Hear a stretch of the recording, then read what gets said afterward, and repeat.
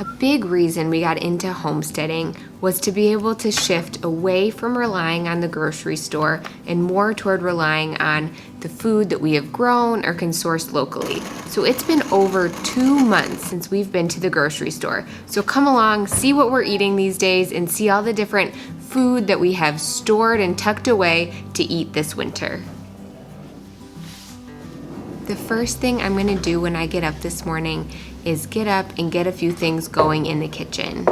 I'm a morning person, and my favorite time to get some cooking done is first thing in the morning. I love the quiet and the still, and I found that it really sets me up well for the rest of the day if I can get a few things prepped early before everyone gets up, and that really allows me to be freed up to just be more present with my kids when they get up and not so focused on making meals and getting all of the things done. I have a beef roast thawing in the fridge, so this is what we're gonna have for dinner tonight, and I need to get it slow cooking.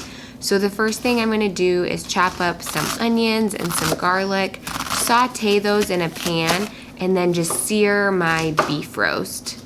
When I'm cooking a roast like today we're gonna have it as barbecue beef, but I don't put the barbecue sauce directly on the beef. I'm just gonna slow cook the beef. That way, if we have leftovers, I might decide that tomorrow we're gonna use it for tacos, or I'm gonna put it in an enchilada casserole or something like that. I haven't decided, but in any case, I like to just keep it pretty neutral with just salt and pepper, garlic and onions. That way we can turn it into whatever we want if we don't finish it today. A little bit of broth keeps those onions and garlic from sticking to the pan and burning on there. We do a ton of these slow-cooked one-pot sort of meals, and so roasts or soups and stews or whatever, anything that I can start in the morning and just have slow cooking all day are my favorites, because that means when 5 o'clock rolls around, dinner is ready without me even having to think about it. After I get the onions and garlic sauteed and the beef roast seared and slow cooking in the oven, I'm gonna go ahead and prep a baked oatmeal, and this is gonna be what our kids and Jim are gonna have for breakfast this morning. Such a mess. All right, what do I need? Berries.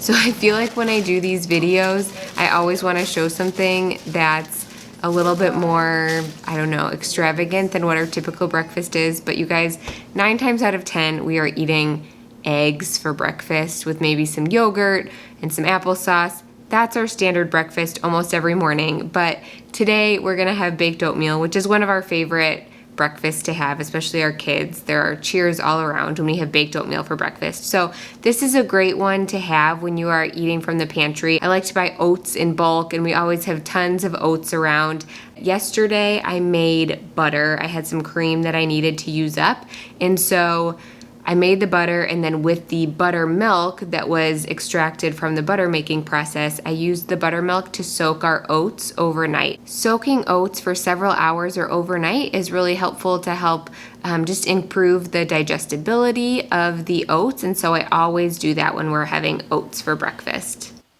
We almost never have just plain oatmeal. We pretty much always have it either in this baked oatmeal form or some form where I'm adding a bunch of other ingredients to the oats, like eggs or coconut oil or just some healthy protein and some healthy fats, because especially first thing in the morning, I don't love just giving our kids a bunch of carbohydrates like oatmeal or cereal or something like that without giving them a good amount of protein and fat to go along with it, which is one of the reasons I really like this baked oatmeal recipe, because I throw in quite a few eggs. I threw in 6 this morning. I'm adding a good half cup of coconut oil to the baked oatmeal, and then it's a great way to use up frozen fruit that we have in our freezers.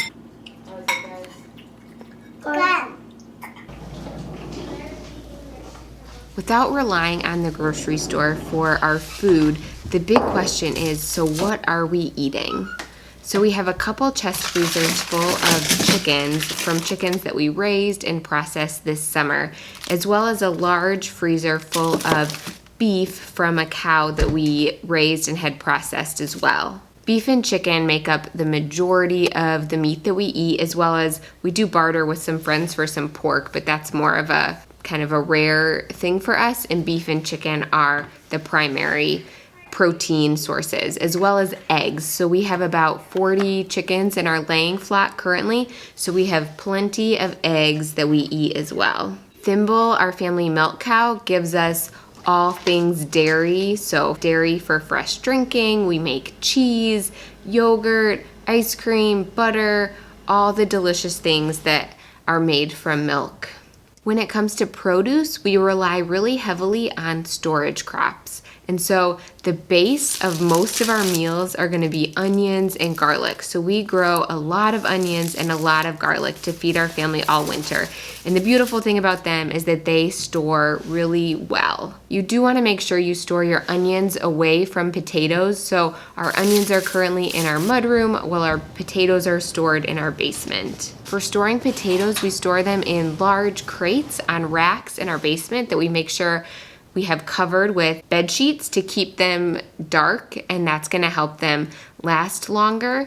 And you can see here some of our potatoes have started to sprout really long eyes while others are still really firm, and that's just based on the variety that we grew. On those storage racks in the basement, we also have racks of winter squashes. Butternut squash are our favorite long-term storage squash variety. We have a spare fridge where we keep carrots and beets for long-term storage. We found that carrots and beets store really well in the fridge, just in plastic bags that are sealed tightly. Try to keep them as dry as possible for the best long-term storage. We also have a freezer full of all of our berries that we harvested this summer. So black raspberries, blueberries, strawberries, regular raspberries, and then as well as peaches. We also have some peppers and pesto stored here that we froze in the summer. We also have lots of produce that is either fermented or dehydrated or canned, things like tomato sauce and applesauce, sauerkraut, dried nettle, and so these are other things that we are relying on to feed us this winter. We also have several 5-gallon buckets worth of grains that feed us. So we grow dent corn to grind into cornmeal, so that's a big one for us, as well as we grow beans to feed us all winter, except for this past year our beans didn't do great, so we'll see if they actually feed us through the winter, but we do have some stored beans that we're still going through. And then we also store things like oats or wheat berries that we grind into flour. Alright, so I just did some grocery shopping in our basement, and this is what I brought up. We are going to be making a creamy potato soup for lunch, so I have some extra ham in the fridge that needs to get used up, along with some chicken broth that I made a few days ago, and so we're going to use that. And then for our potato soup, I brought up a ton of potatoes here, and then a couple of bulbs of garlic, and an onion for that, along with a bunch of carrots. So I like to add carrots to our potato soup and some nettle. So soups are a great way to throw in those dehydrated greens like nettle. So we'll add in some of that. And then after I make the potato soup, to go along with the beef roast that we're gonna have for dinner, we're gonna do a homemade barbecue sauce out of some tomato sauce.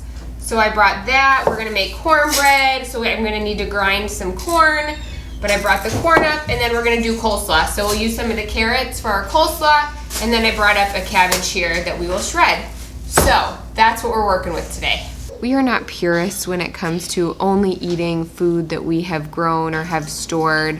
Our rhythm is to go to the grocery store about every 2 to 3 months, and that's not just in the winter, that's pretty much all year round, I would say. We go to the store every 2 to 3 months, and about that time, it's just time when we need to stock up on a few staples for us, whether that's like baking things that we use, or coffee, or just kind of some basic staples that we have in a list of things that we get from the grocery store, where every 2 to 3 months we need to go and kind of replenish. For now, after we've hit that like 2.5 month mark, I will make a trip here to the grocery store pretty soon. We have 2 of our kids' birthdays coming up in the next couple weeks, and so I like to make sure we get a couple just fun things that they have asked for us to make. We have a son who loves bananas and has requested those for his birthday. And so we are not averse to buying those things ever, but they are definitely more of a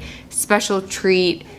Only have them really a few times a year and not something that we have on our shelves all the time.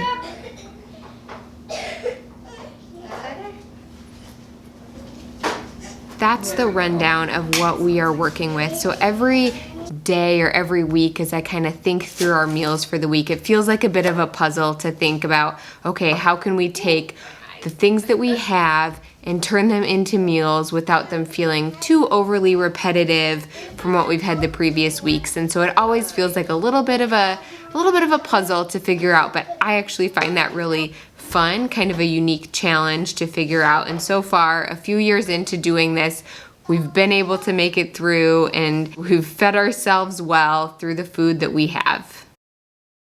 When it comes to storing your own homegrown or farm fresh vegetables for long-term storage, you want to make sure you're not washing the vegetables before storing them. This is going to help them to store much better longer. So when you pull everything out, everything's going to have a nice fine layer of dirt on it and need to be washed.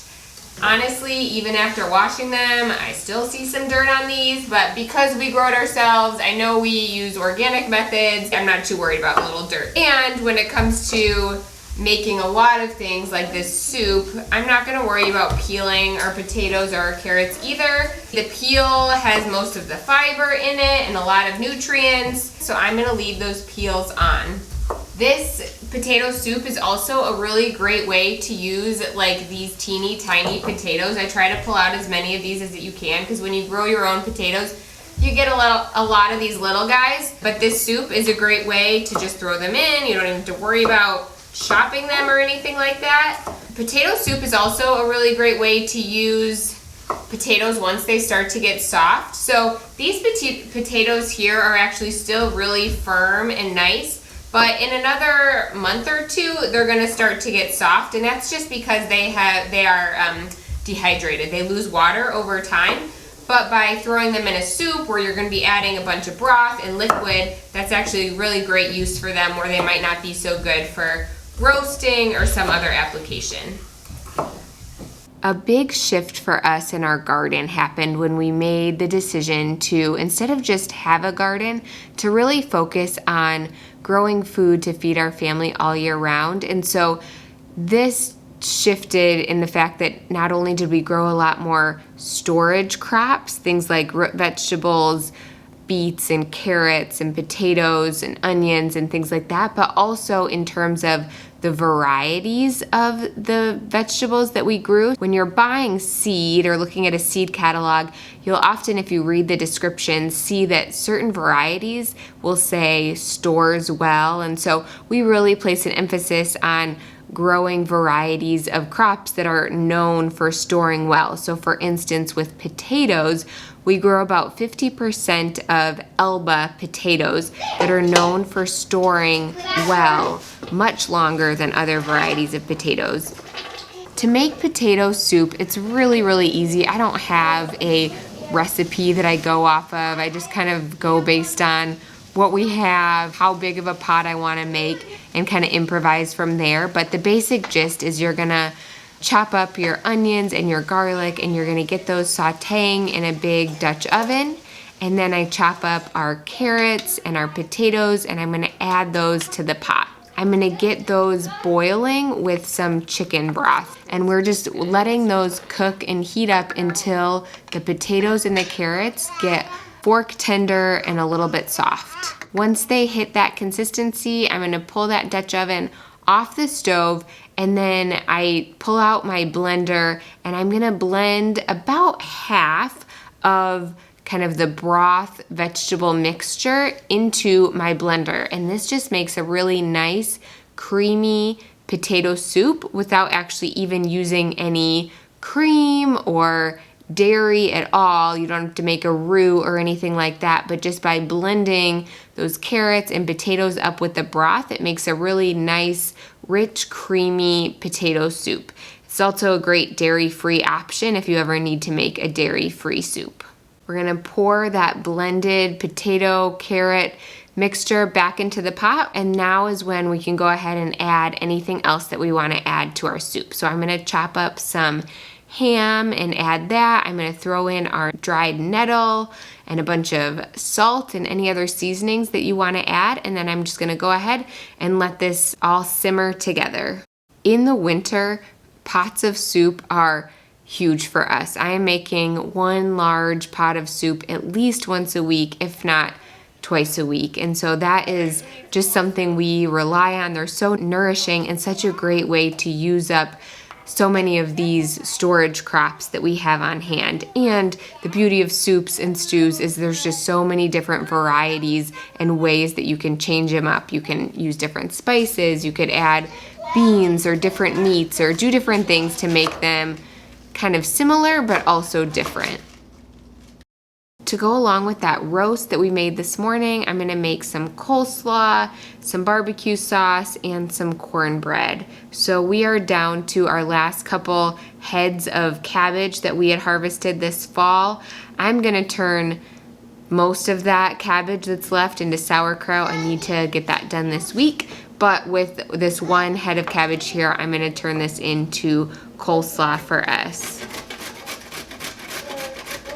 For birthdays and for Christmas, holidays, things like that, Jim tends to get me these really thoughtful kitchen things that he just sees that I need in my life. And so there has been like wooden ladles and these really beautiful wooden spatulas. Anyways, he's gotten me quite a few of these like beautiful handcrafted kitchen things over the years.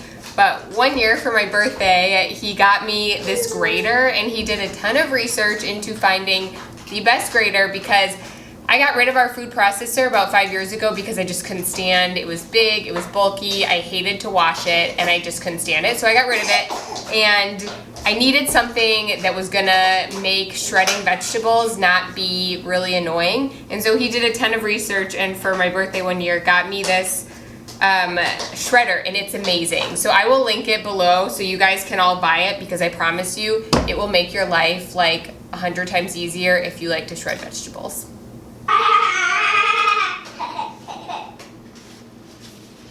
You have to put your done moves. I like to do a mixture of mayonnaise and yogurt in our coleslaw to make it creamy, and then I usually add a little bit of mustard, turmeric, paprika, and dill has been my favorite combination lately. I always avoid adding salt when I am making coleslaw because salt is going to draw out the moisture in your cabbage, so it's going to make it be really runny over time, but we'll just add salt when we are eating it.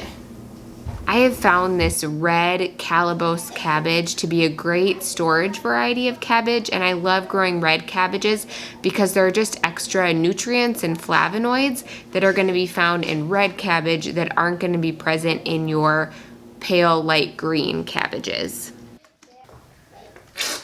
There are lots of different methods for storing carrots and beets. Some people will take them out and store them in sand long term. We have found having a backup fridge and storing them in there works great. So like I mentioned earlier, you want to make sure when you're harvesting your carrots and beets that you don't wash them. You want to keep them as dry as possible for storage. And then we just store them in plastic bags and try to let as little air in there as possible, but just tie them up tight and keep them in plastic bags in the fridge. And they have kept that way for us, staying firm all the way until April and May just fine. The part of his family, he prayed. I can't even see the way. That's good. I'm gonna grind up some corn here to make this cornbread, and I'll post the recipe for our cornbread below.